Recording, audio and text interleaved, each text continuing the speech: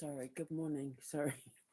Um I've been awake for a little while. Sleep like the dead. Um I spent all yesterday after my last live working on the storyline for the first sign, incorporating. I'm going to sit with a pen and paper and write it all out today.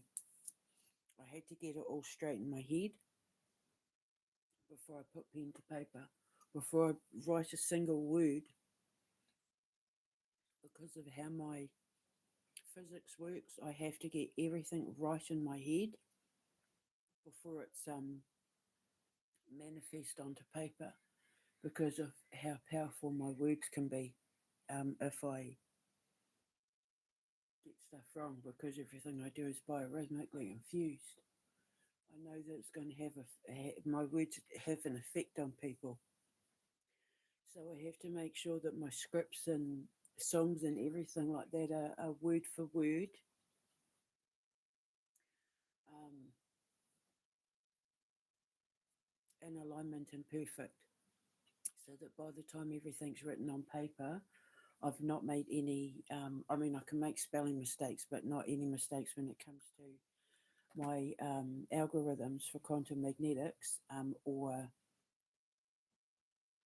for biorhythmic purposes. Otherwise, I can do damage, and I can't get it wrong, because then otherwise it comes back on me. And I do not want any more upheaval. I don't want any more obstacles. So I think this stuff out fully,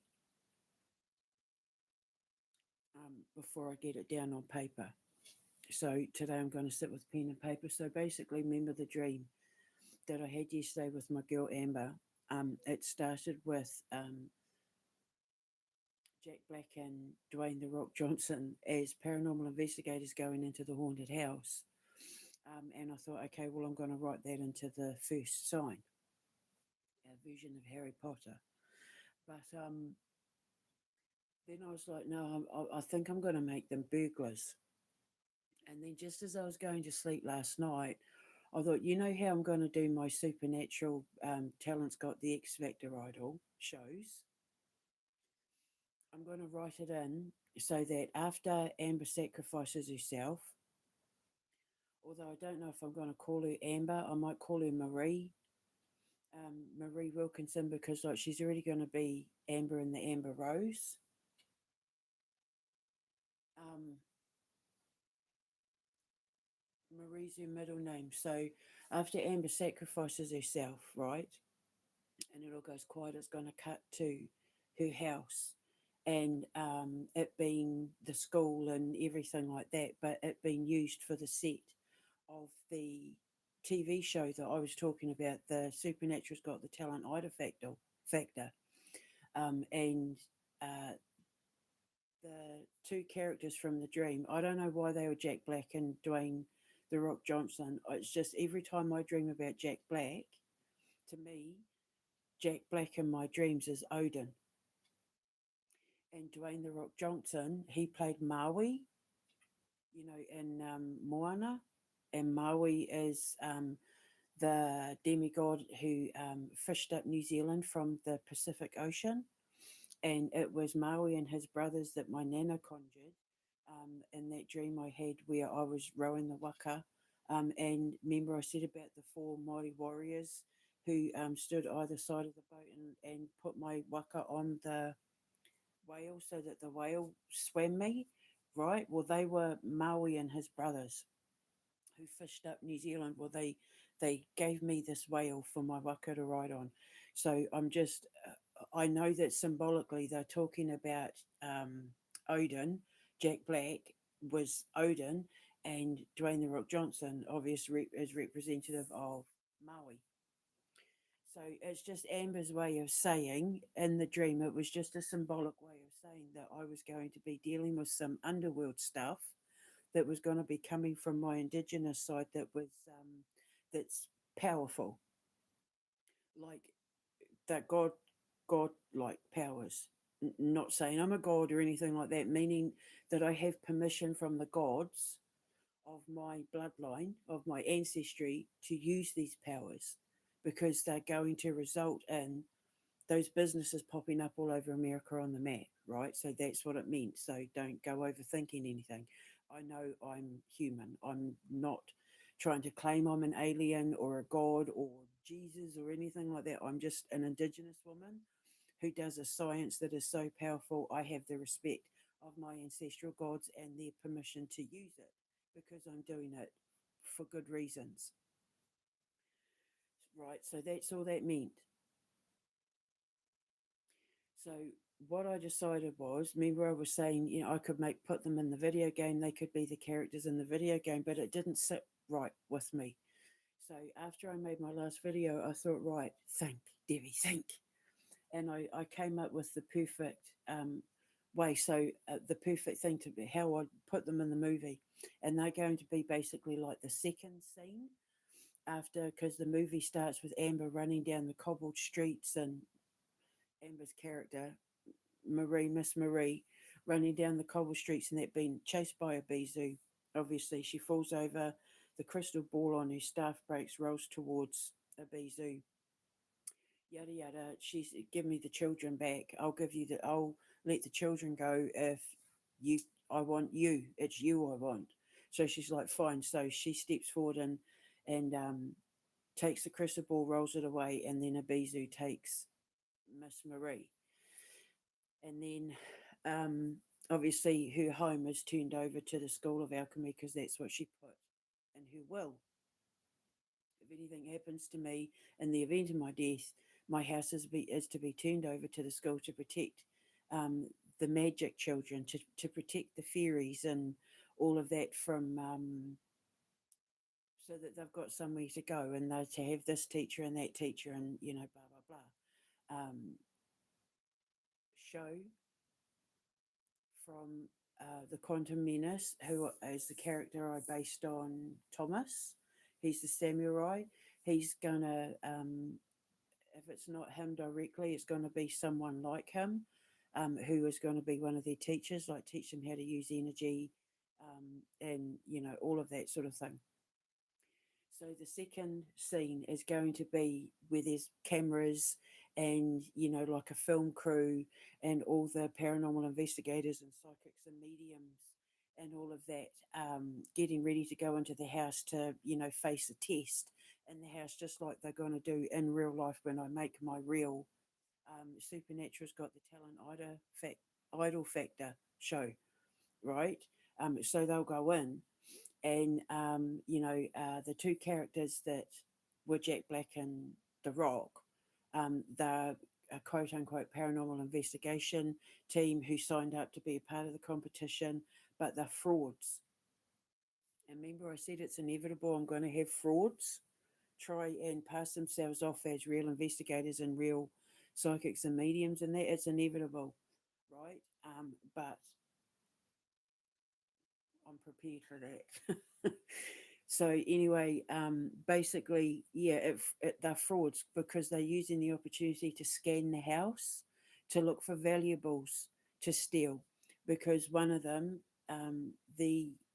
one of them had heard about the crystal ball being kept in a vault and that it's worth a lot of money, like it's priceless. If you can get your hands on this crystal ball, um, people will be falling over themselves to have access to it. In the Dear Satan clause, after Trump and Kushner and that stole it, and Tia Darling, Paper Doll Productions, stole my idea, stole my movie and made it with Jack Black on my ad, but the lawsuit is coming, don't worry.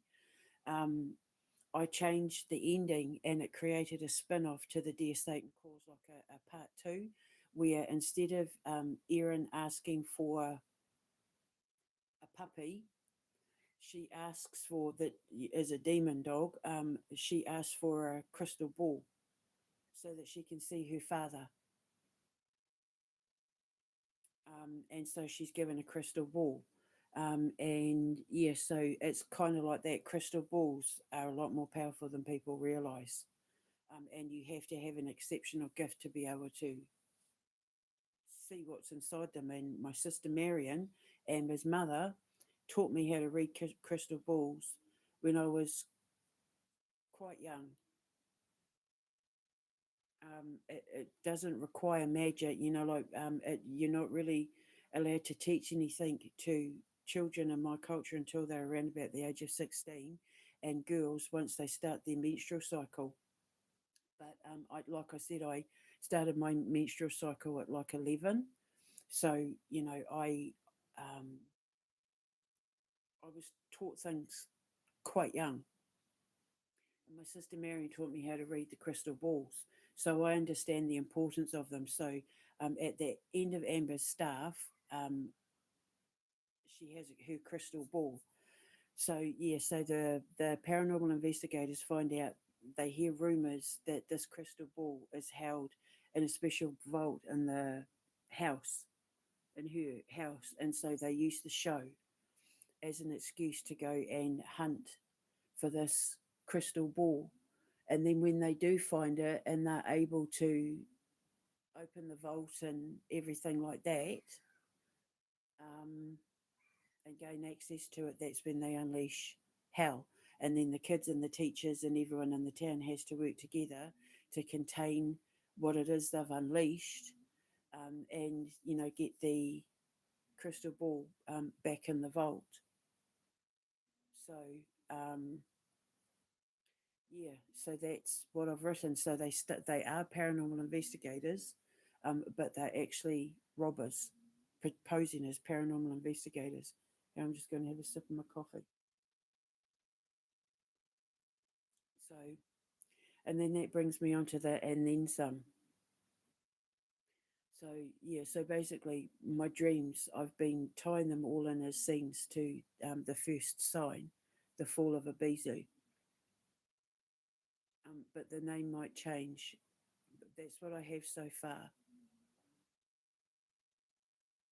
So I'm going to sit down and write everything out, put pen to paper today, and then what I write down will stick until I sit with my script writers once I get to America. So and then some. Um,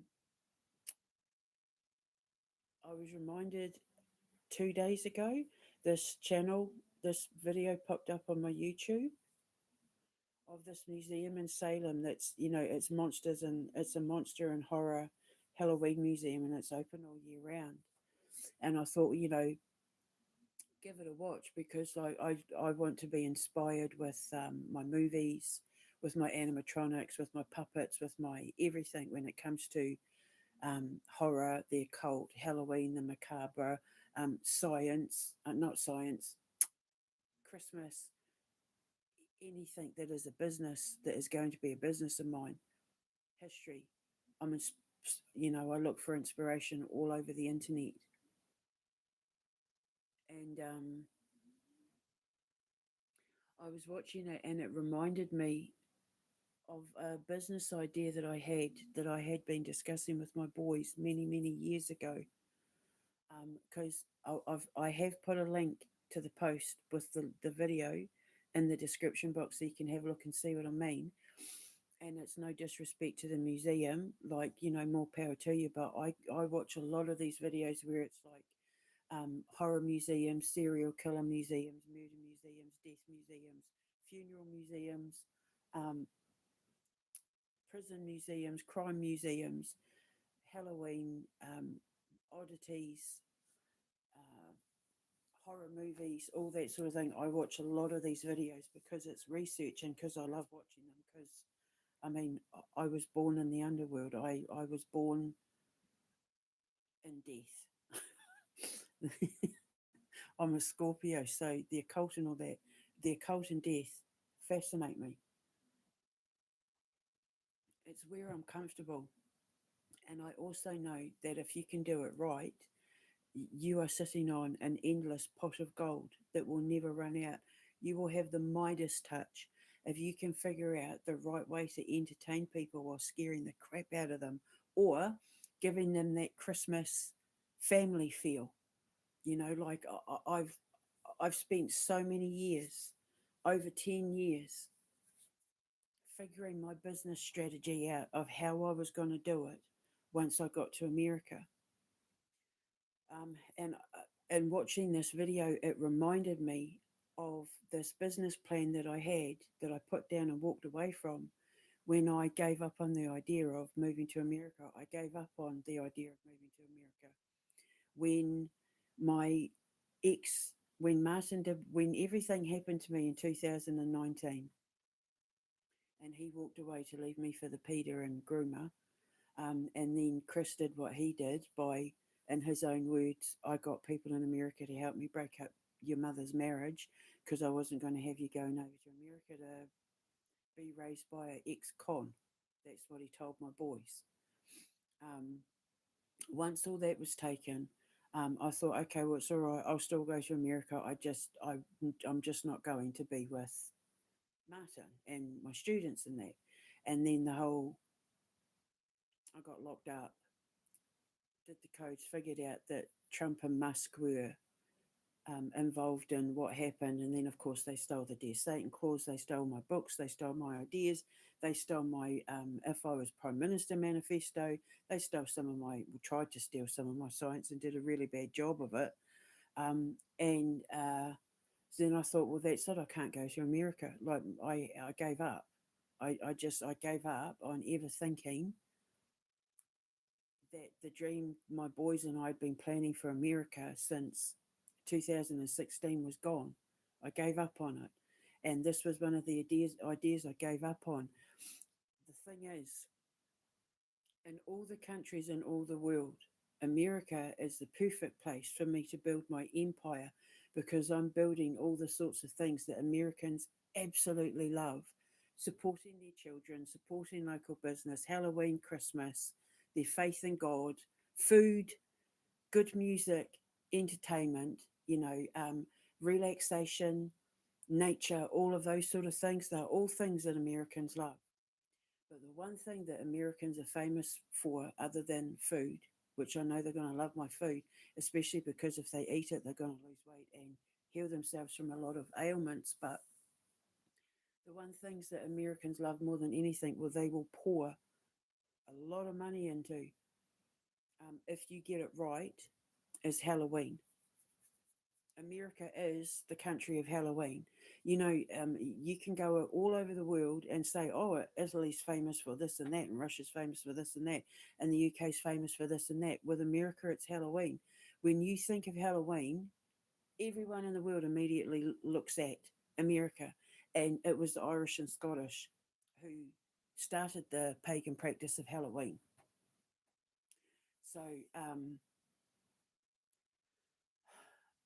So, I want to get this right, like with my apple pie and my barbecue sauce. My boys know that I need to get my apple pie perfect, and I need to get my barbecue sauce perfect and even my chili sauce, well, my sauces in general, because I've known people in America who have had like neighborhood wars over who makes the best barbecue sauce. And I'm coming along from New Zealand. New Zealand and Australia, we are the countries that are famous. We are famously known for our barbecues. Put another shrimp on the barbie, sort of thing. New Zealand and Australia, everyone around the world knows us for our barbecues. We live on barbecues. We even have barbecues in the rain. Like, we don't care. Barbecues are like our bread and butter. They're part of our. It's like the air that we breathe. So, I'm going to be coming into America to add my barbecue sauce to the mix. And so it needs to be spot on. So I'm not going to package anything until I get Americans trying my barbecue sauce and going, oh my God, this is amazing. Because I'm going to have it on my ribs at the circus burger and have it slathered all over my spit roast chickens and my sweet barbecue sticky sauce and that for my spit roast pork and all that when we do our spit roast, hot sandwiches. So Halloween, and because I'm like the queen of Scream, I am the empress of Halloween. I was born as Halloween. I was born just after Halloween. My mother was in labour with me during Halloween, which would have been which will have been Halloween in America, but we don't really do Halloween in New Zealand, unfortunately, and that's unfair. Some people do, but it's not really anything that New Zealanders embrace because we're not a pagan nation. We're an indigenous nation. So, we'll have Matariki, Māori New Year, but we don't really do pagan things other than Christmas and Easter, I guess, which were brought over by the British.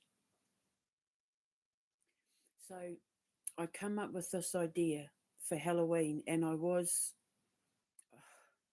so excited about it, where you would pay to spend like 10, 15 minutes in a certain room and have certain experiences and come out of it, being absolutely just like appreciative. But then, like I said, I walked away from it. When I walked away from America, I put a lot of ideas down. But these are things that this is one of those businesses at Halloween we could put up in other states and other towns and other cities and let people pay for the experience.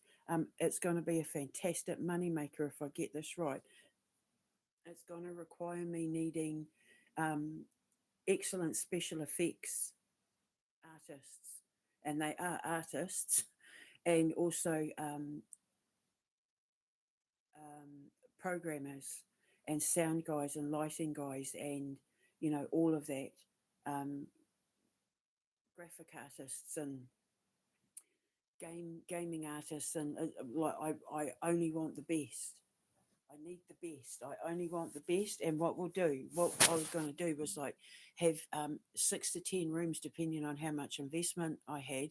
But see, this is why it's like I'm never going to assume, although a lot of people express interest in wanting to invest in me, I won't allow just anyone to invest.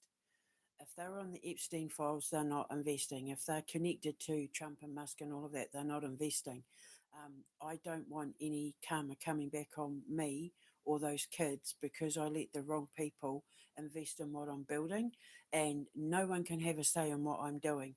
I won't have anyone say, I mean, I don't mind people saying, I want to invest in your business if you put my beer in your pub or it's my sound equipment that you use, like I don't mind that, but I don't want people saying, I'll build you your haunted house if you allow certain politicians to come and stay so we can have secret meetings, or um, if you keep quiet about the Epstein thing or whatever. I mean, I'm not bringing the Epstein thing into my foundation other than the fact that the safe houses that we're building when we rescue kids from the borders and from trafficking before they're repatriated and all of that, that's it. But we're going to be taking in runaways as well, and children who are displaced, like disasters or accidents, and we're a safe house for children. It's not exclusive to kids that we're going to be rescuing from human trafficking.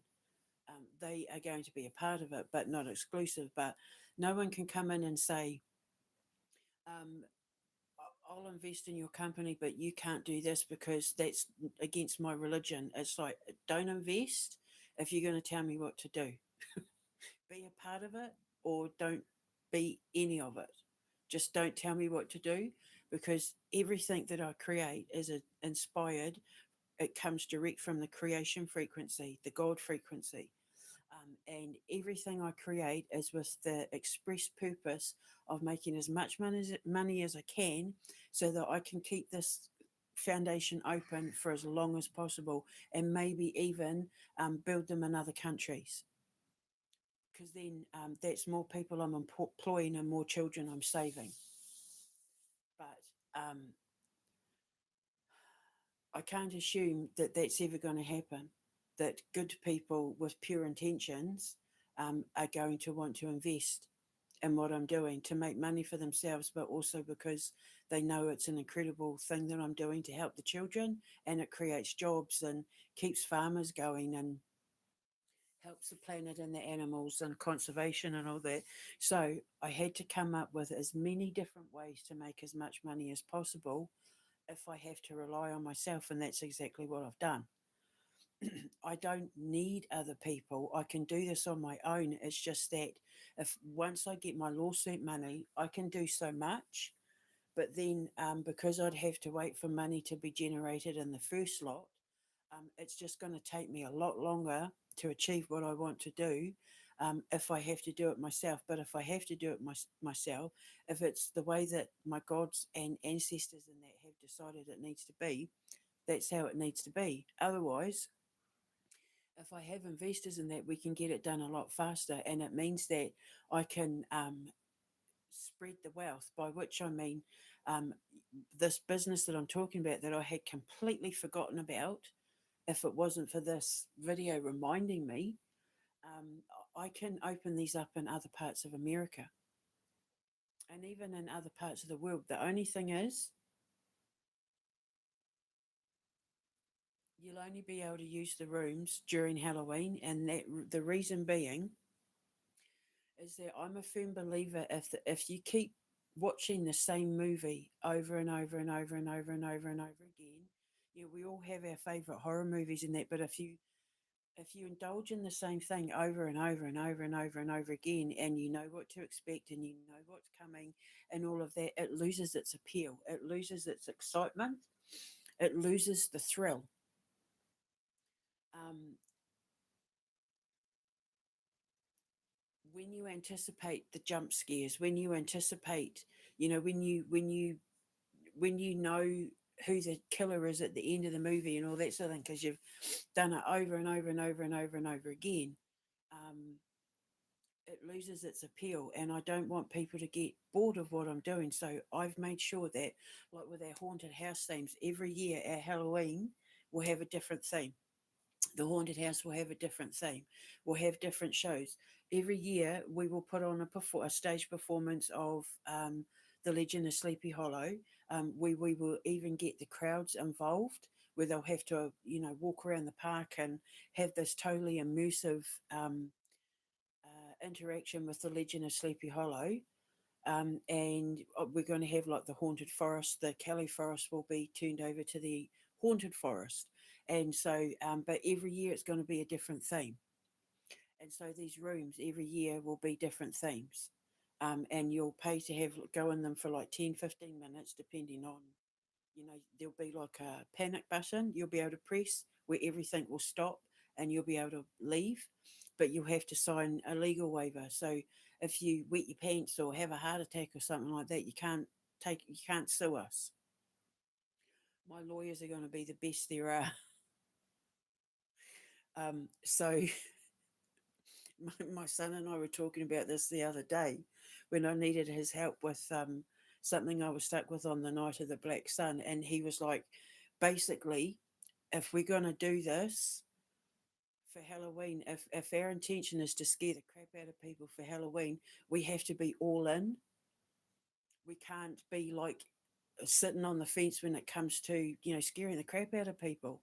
We'll have our little kiddie section, but don't bring your kids over to what we're doing because, like, yeah, so we're all in. And I was like, I 100% agree. So yeah, so with these rooms, you'll only be able to. It'll be a Halloween experience only from the 1st of October to the 1st of November, and that's it. And you'll rent them. You'll be able to pre-book your tickets. You'll be able to pre-book a lot of events before you come and stay at our hotels and chalets and all of that. Or stand in line. But you I mean, people stand in line for hours at Disneyland.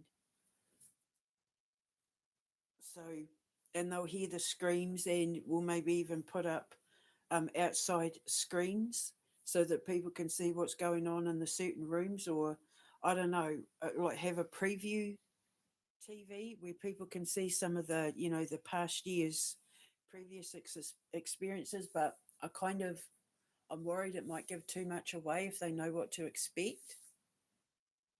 But you'll hear the screams, that's for sure. but I'd completely forgotten about it. But you will also be able to rent the rooms out for like birthday parties. We'll do all sorts of experiences other than Halloween, but um, only for private parties. Like by which I mean, if someone's wanting to propose to someone else in the room, you know, if they're wanting to use one of the experience, you know, rooms, I don't know what to call them. I don't know what to call the rooms. I don't know what to call the experience yet. But yeah, I figured it would be a great way to for bachelor parties, um, hen nights if they're brave and cool like me. And obviously, if someone's like, "Hey, I want to propose to my person, can you help me use one of these rooms to set it up?" And that, then we will absolutely set up one of the rooms so that the person can propose. I want to have a lot of places around my foundation where people will be able to use them to propose. Like when I have my lake or my pond, I want like a beautiful bridge going over it with lights, you know, that are turned on at night and that. So if anyone wants to propose to their person on the bridge.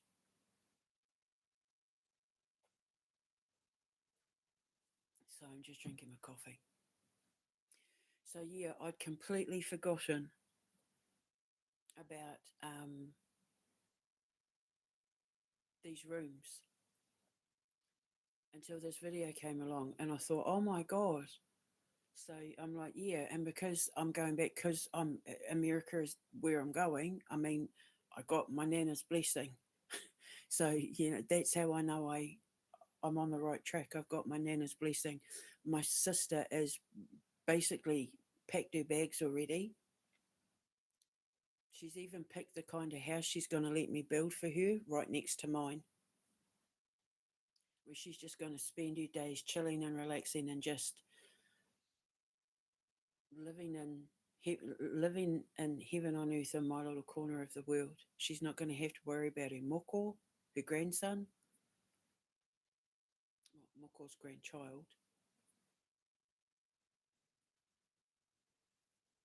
So yeah, so I'm so grateful for that video dropping in my lap. Whoever does invest in me, their money is going to grow, because everything I've built started with one seed that I planted, with the idea of building a place in inner city New York with my husband, that kept kids off the street and out of gangs. Because all his friends that he was locked up with, they were all artists and musicians and writers and like really talented people.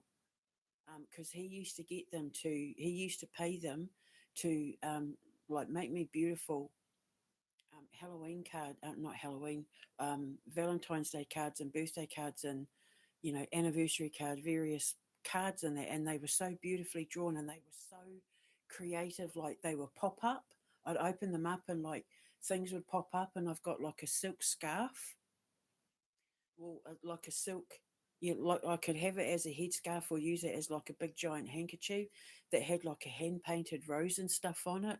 That was just, it would blow me away. And I'd say, "How did you do that?" And he'd say, "Oh, I got one of my friends, like I paid him a couple of tins of black beans and blah, blah, blah, and got him to make it for me." And they just, and I thought, like, okay, these guys are in there serving their time, which is, every man has a right. If they serve time in prison, every man has a right to come out with a clean slate after that, as long as he's not committing any more crimes.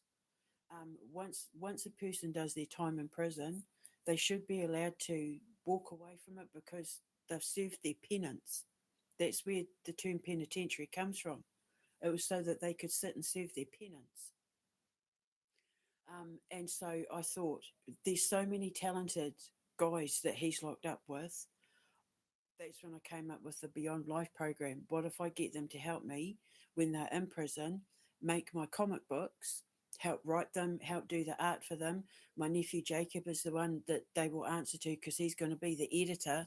So he'll tell them if he needs any story changes or art changes or anything like that. We'll even let them, after they've been following the program for a certain amount of time, as rewards, create their own superheroes or villains to put in the comic books. Because obviously there's going to be a reward system as long as they have clean drug tests and they stay out of the box. But the rule is that they have to have more than 2 years left on their sentence to give them time to clean up their act, so to speak. They'll have to have mandatory drug tests and they'll have to stay out of the box. And I'll have someone at the prison whose job it is to assess them and remind them, don't forget you've got to have that storyline in by Friday, or don't forget you've got 2 days to fix that character or whatever. And not only will it, I'm hoping, help the recidivism rate for inmates going back in, because technically the longer you serve, the higher chance you have of going back in.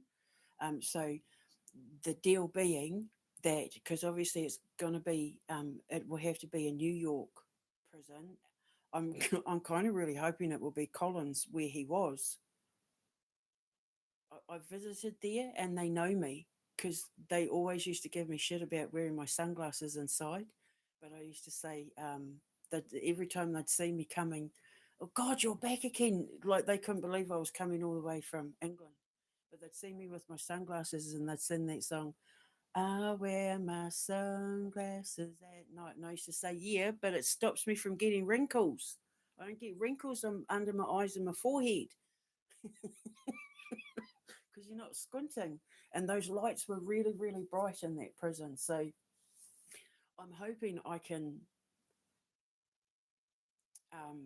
work with that one, but there may be one closer who's more receptive. I don't know, because I'm going to have to send people to go and talk to these prisons and say, do you want to sign up to this program? I had one in Florida who was excited to sign up for me, and then Trump put the kibosh on it. I had an interview with the governor and everything. She said she thought what I was doing was wonderful. We had phone calls and everything. And then all of a sudden, out of nowhere, it just stopped. And then I realised why. Florida prison, and then Trump, and he didn't. He was putting barriers up, so I lost it. And I went to Kristi Noem in South Dakota when she's the governor of South Dakota as well, and got completely blanked because originally I was going to move to South Dakota, but when God closes a door, He opens a window, and it's because I'm supposed to be in New York, upstate New York. So we'll go to the nearest prison probably, although it would be cool and ironically hilarious if it was Collins. But that's over in Cayuga, which will be quite a way away from where I am. So, um, yeah, so one of the deals is if they tick all the boxes and they do everything that's part of the program, um, and they keep out of trouble and they keep their head down and they don't have duties and they don't go into the box or have any marks against them or anything like that, when they get out, we'll offer them a job and they can come and work at the comic book department of the foundation. And then it gets them out of the city, it gets them away from trouble, where they would have ex-cops and like border patrol officers, and more than likely, highly likely, ex-prison officers as my security and teachers and staff and all that, to keep an eye on them, not to be like mean or anything, but just to make sure that they don't F it up, they don't frig it up, you know, they don't get drunk and disorderly, or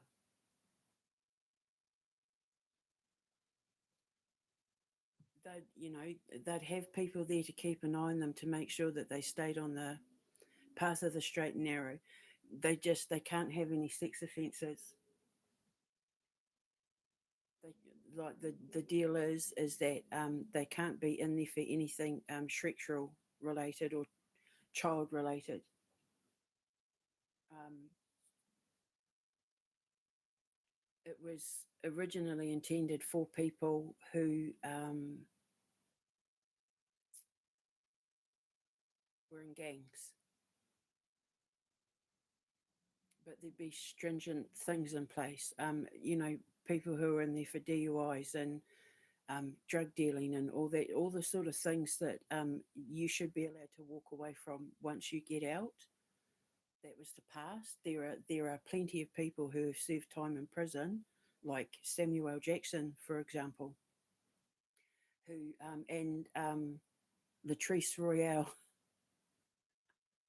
one of my favourite drag queens, who have served time, who when they walked away, they turned their back and that was it, you know, um, and that was the whole point of the program. So, and my nephew Jacob's going to be in charge of that, and if it turns out they're incredible singers or actors or have a penchant for um, playing a musical instrument and that, then we're going to be the perfect place to give them their platform to really shine and turn their back on their past, so they can get jobs as contractors. And because originally my husband's friend Bless, who's a contractor, and he gives a lot of guys jobs when they get out of prison. Him and his dad own a building and contracting firm, and we were originally going to help him get involved, like ask him to get involved in the program and to help with the building and contracting. But then, of course, everything messed up, and I really got on with Bless too. Like we used to talk on the phone. He was a really lovely guy, very respectful, and he liked his beer. And we used to talk about, when Martin's out and we get together, we'll have to sit down and have a nice beer. He had a taste for like good proper beer. He wasn't just like drinking beer for the sake of beer. He had a taste for beer. And I had always said, I'm designing my own beers. And one of the beers I'll design, I'm going to call it Best Blessed because his name was Bless. Best Blessed. And I'm not going to go into the flavors or anything like that, but I said that I'd do it for him, to honor him and everything that he's done for these inmates who are given job. He gives them jobs when they get out, so it gives them a chance to make money honestly, and all that sort of thing. Keeps them out of prison, gives them a reason to get up every morning and go to work instead of causing trouble and going back to prison. So one of my beers is going to be called Best Blessed, and I said to him, I'll track you down, and I'll leave a crate of it at your door of my bottled beer, and then he can tell me what he thinks of it. So, and I still intend to do that too. So, Carlos, I haven't forgotten because I'm a woman of my word, and if I say I'm going to do something, I do it. And I know the perfect taste for it too. Like I'm not going to go into anything because my beers are special. My beers are, I mean, you'll get drunk, but they're also medicinal, just like how it was in the days when the monks and that were making it. So, yeah. So I'd completely forgotten about these experiences that I'd come up with. And what I'm going to do is, if I have the investment, I mean, and it might be something I get to do eventually, is in order to get to the experience, you'll have a ghost train. You have to go on like a ghost train, like a ghost ride, like go through some sort of like haunted house ghost ride kind of spooky sort of experience thing. But if not, then what I'm going to do is the chambers will be, because obviously the haunted house is going to have some sort of shed or garage because all farmhouses do. And so we'll have like the barn and or shed or whatever, but in America it's a barn. We'll have like the barn, and I want it to look like the Texas Chainsaw Massacre kind of Ed Gein, Silence of the Lambs kind of freaky, on the outside, and that have all sorts of like creepy things when you go up to it, and then you go on, hand over your ticket, they'll put you into the specific chamber, do everything they have to do, hear the screams coming from the house or coming from the barn and freaking everybody out who's waiting outside. So, yeah, so that's the alternative. Otherwise, yeah, you'll have to go through like a ghost ride, like a go, you know what I mean, like a how they have at the fun fairs. But yeah, it just depends. I had priced up a few years ago when I was talking about it with my sons, because I don't know that I want to go down the fair ride attraction avenue because nobody I know likes to go on them. Um, and they can be dangerous, and then you've got to that come you have to get like a whole new set of laws and permits and all of that sort of thing. And I couldn't live with myself if anything broke down and someone fell and hurt themselves and all that sort of thing. But the one thing I did price up was like a haunted train ride, from a fair, and I found quite a few places in America and even Canada that were selling like ghost trains and um, haunted house um, attraction ride things where we could build the experience at the end of it, where when you got off it, then you'd go into your hand over your ticket, and you'd be corralled into the various chambers and that sort of thing. And they weren't that expensive.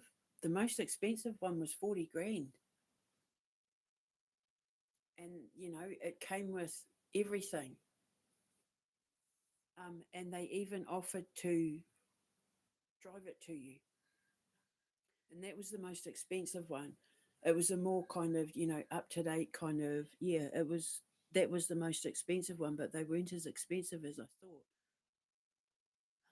I was pricing up miniature trains as well, because we're going to have a miniature train for people who maybe don't want to walk the entire park. They can get on and off the train at certain parts, and then we'll just switch the caboose over at Halloween, so that it's Gabriel had asked that the caboose of the train be, the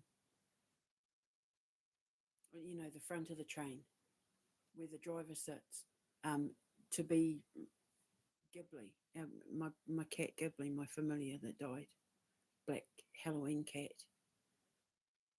So yeah, so you'll be able to, obviously, if you're only paying for certain experiences, like when we do the Enchanted Forest or when it's the Haunted Forest, you'll be able to get out the car park, get on the train, go to the experience, have your snacks, and then come back. And even my son said the other day, when people pay to go go through our haunted house experience, he said you're going to have to supply food and drink at the end. He said because they're going to need it, and I was like, don't worry, I've already got that. I've already got that planned. So is it because they're going to need something to calm their nerves? The same thing will have to be said for these experiences that they'll pay for as well. So I'm so grateful that that video dropped on my lap, because it reminded me of something that I put down and walked away from a long time ago, that now I know will be a great moneymaker.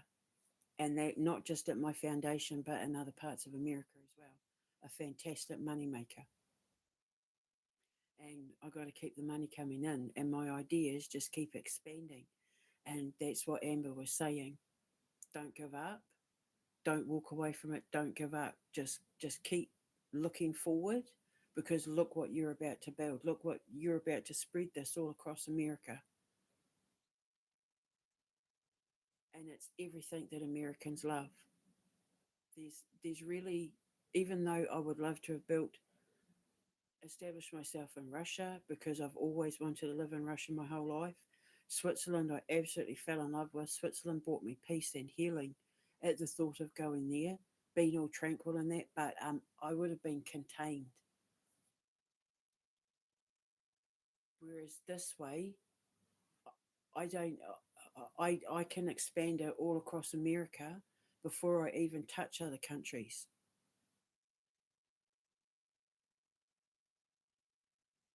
So I was kind of setting my sights too small, looking at Scotland, looking at Hungary, looking at Italy, looking at Switzerland, looking at Russia. I needed to set my horizons to a broader landscape.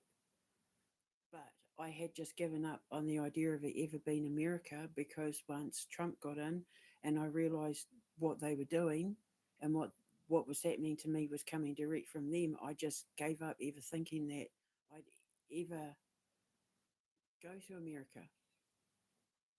But what I'm building is perfect for Americans. It's everything Americans embrace: pumpkin picking, watching the leaves change, protecting animals, protecting children.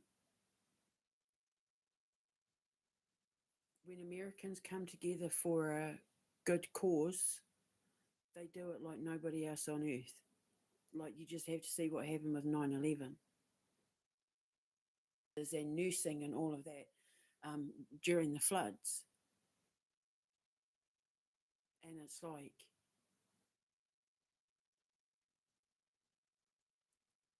of all the countries in all the world, the country with the biggest heart is America. Nobody else rallies around people in need more than the Americans, and that's right where I want to be. So I just got to get rid of Trump first. But it's like, oh my God, hurry up. I want to hurry up and get there. Even my sister's like chomping at the bit. My sister's like, digging at the ground with her foot, parking herself, ready for that green light to go so that she can like out the starting gate, get her on a plane over here, do a goodbye tour of the United Kingdom, go and sort her visa out, sort our visas out, and then get us over there, man. Get the party started, and I can't wait because as soon as I get there, my feet aren't gonna touch the ground. I've got so much to do. I'm pretty sure I can get most of it built and set up within a year. I can certainly start making money from it pretty quickly once I find the perfect place to build. And I'm just hoping that America will open their arms to me, um, on the promise that I'll get rid of Trump for you, just like with Starmer. I promised the British I'd get rid of Starmer, and I did. So I just got to get rid of Musk and Trump because they're the two biggest roadblocks for me getting to America because they stop me at every turn, including getting my videos out and shutting my social media and that down so that I don't have an audience to reach. But the thing is, since they shut my Instagram and LinkedIn down and I walked away from X and I haven't really been posting a lot on here because I've been focusing on real world interactions and contact. Um, the support I'm getting from people outside of my phone or outside of social media and that is growing and it's phenomenal. And people are really encouraging me. You can do this. I'm going to have to keep my eye out for you. Like, I can't wait to see what you're about to produce. Asking me all these questions. When you're hoping to get there, like, I kind of got the impression with a couple of, with the two delivery drivers that they would have been like, can I come and work with you? Especially the guy from Asda because he wanted to know when I was going and like how soon I could get the stuff up. But like the kind of like, well, if you're looking for staff, I play piano, that sort of thing. That's the kind of the impression I was getting. I would like to do voice acting. I do some voices, that sort of thing. That's what I was kind of expecting them to say. Like, if you need anyone, I would love to be a part of it. That's kind of how it was feeling. And that's how I know that I'm on the right path. That's how I know that focusing back on going to America and pinpointing my gaze back on New York, it's like everything just started blossoming. And that was after I walked away. It's like LinkedIn and Instagram and X and that were taking my focus away from concentrating on what I was supposed to be doing and where I was supposed to be going. And since I've just sit here with pen and paper and sit and write and go over it all and everything like that, it's just like everything's just exploded.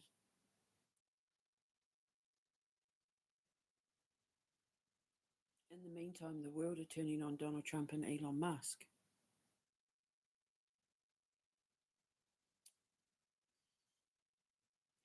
So, yeah, I want the best programmers. I want the most creative gaming artists, interactive artists in there. I want the best special effects guys, the best set builders. I want, and they don't even have to have like university degrees or any experience, even if it's just something they do in their own home, in their own backyard. If they're the best, I want them. If they've got something that is just like, oh my God, I want them. So, yeah. And with spreading the wealth, with fertilizing the, the, the manure, what's growing out of the poop that was thrown at me, with fertilizing America with it and not just containing it to my foundation, but spreading it out across America and then hopefully one day Canada and Central and South America and, you know, the UK, Europe, Australasia, Oceania, all of that. If I can spread it all out across America first, that's bringing a lot of money in, but it's also creating jobs too and bringing in tourists and all the things that Trump hates. And you'll get good food, healthy food, working with all the local farmers. I just, yeah, just got that one big fat orange greasy hurdle to get out the way. Because once he falls, then they all fall, including my husband and Rocio and all the rest of them. So I can't wait. I'm so excited. And I just, yeah, I completely forgot about what I'd created. And yet here it is. And yeah, we can give it over to proposals and bachelor parties and all that to hire them privately throughout the year. But there'll just be a certain time where everything will shut down so that the next experience can be set up for Halloween. So yeah, I can't wait. I'm so excited. So I'm gonna make myself another coffee and finish doing what I'm doing, and get back to putting pen to paper with this because I have all the scenes written out for the first sign because it's the first live action we're gonna make, and the Amber Rose will be the first animated movie. So I need to get it all written out. So that's what I'm going to be doing today.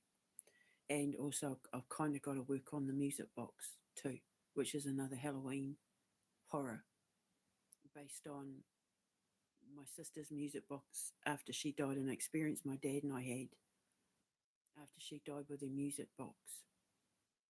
It's the whole reason why I'm an occult physicist. It was like the thing that tipped me over the edge of wanting to understand what the hell had just happened in regards to that music box. And that's when I started like putting effort into trying to debunk what happened.